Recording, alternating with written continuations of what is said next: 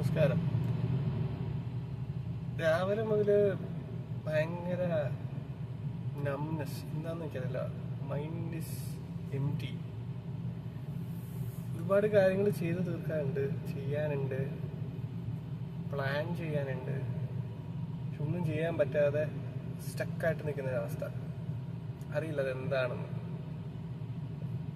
വേറൊരാൾ നോക്കുമ്പോൾ ഒരു പക്ഷെ നമുക്ക് ഇയാൾ ഓക്കെ ആണോ, ഇയാള് നോർമലാണോ എന്നൊക്കെ തോന്നുന്ന രീതിയിൽ, അവർക്ക് അങ്ങനെ തോന്നുന്നതിന് തെറ്റുണ്ടാവില്ല.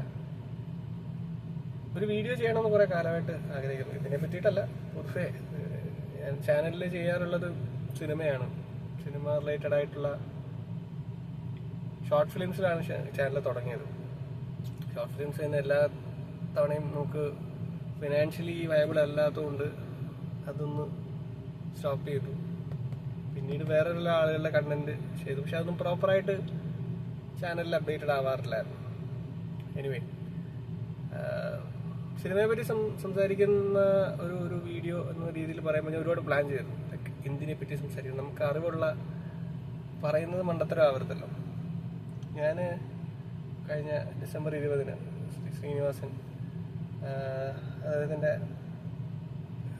നമുക്കെല്ലാവർക്കും ദുഃഖമായിരുന്ന വാർത്ത, അതിനുശേഷം ഞാൻ അദ്ദേഹത്തിൻ്റെ സിനിമകൾ റീവിസിറ്റ് പിന്നെയും കാണുകയും പിന്നെയും രംഗങ്ങൾ ഓർക്കുകയായിരുന്നു. എന്തോരം നമ്മളെ ചിരിപ്പിച്ചിട്ടുണ്ട്, ചിന്തിപ്പിച്ചിട്ടുണ്ട് എന്നാലോചിക്കുകയായിരുന്നു. ആനവാരമുഖത്തിലെ ഒരു ഡയലോഗാണ് എനിക്ക് ഏറ്റവും, അതായത് ശവപ്പെട്ടിയുടെ വില അന്വേഷിച്ചു പോകുന്ന, ശവപ്പെട്ടിക്ക് എന്താ വില, 300 മുതൽ 3000 വരെ ഉണ്ട്.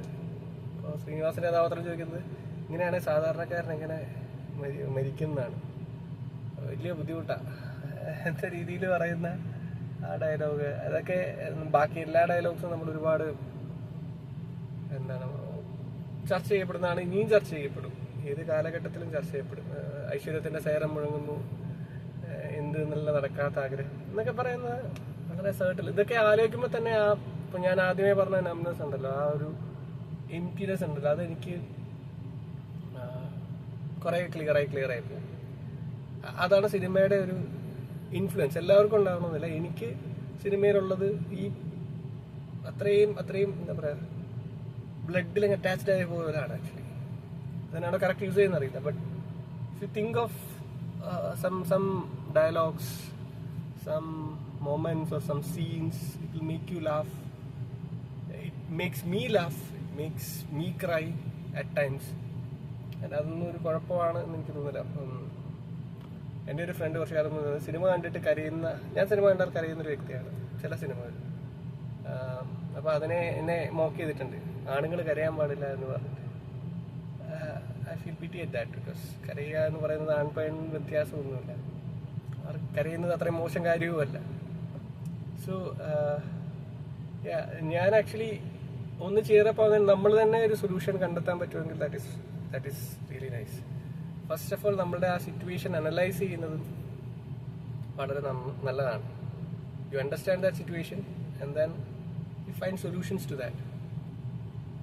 എല്ലായ്പ്പോഴും എല്ലാവർക്കും അത് സംഭവിക്കണമെന്നില്ല. Maybe you need some experts opinion, അവരുടെ ഒരു ഗൈഡൻസ് അല്ലെങ്കിൽ ഒരു കൺസൾട്ടേഷൻ വന്നാലും കുഴപ്പമൊന്നുമില്ല. സോ ഇതൊക്കെ വളരെ ടാബുവായ വിഷയങ്ങളാണ്, നമ്മളെ സമൂഹത്തിൽ അധികം സംസാരിക്കാത്ത വിഷയങ്ങളാണ്. ഞാനിപ്പോൾ ഇന്നത്തെ 3-4 കാര്യങ്ങൾ പറഞ്ഞത്. ഇപ്പോൾ ആണുങ്ങൾ കരയുന്നതാണെങ്കിലും, അല്ലെങ്കിൽ ഒരു സൈക്കോളജിസ്റ്റിന്റെ പോയി കാണണം എന്ന് ഞാൻ എൻ്റെ ഒരു സുഹൃത്തോട്, നീ ഒരു സൈക്കോളജിസ്റ്റിനെ കാണുന്നു പറഞ്ഞാൽ എനിക്കല്ല നിന്നെ നന്ദയ്ക്കാവട്ടെ എന്ന് പറയും.